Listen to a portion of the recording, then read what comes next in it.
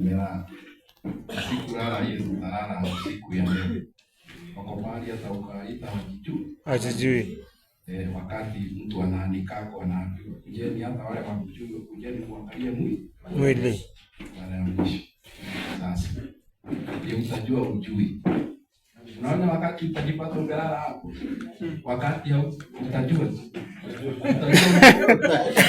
wakati watu wataiba wote ukiwa umelala. Mjute hiyo siku, mjute hiyo although mimi sitakagi kuimagine.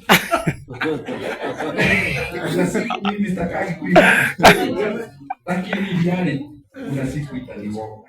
Mungu wangu, marafiki wangu Ken Omar, hiyo siku sitakagi kuimagine, lakini nitakuwa nimelala vizuri.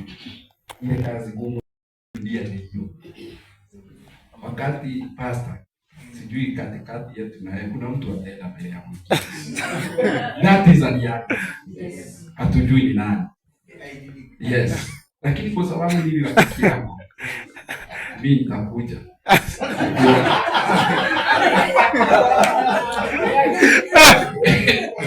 Nitakuwa kwa right.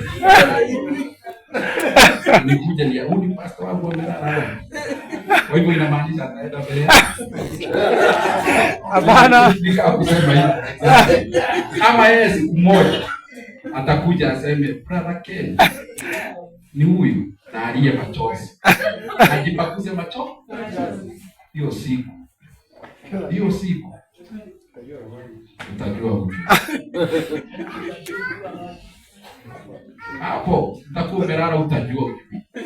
Wakati utaambiwa amka uruke, hauwezi sikia. Na hapa tuna wasuku uruke. Mwingine chati unaona hata redio ya makofi ile ziterekana na wingi. Watu wakiwa hapa yeye hapa. Ajali kwa chachi.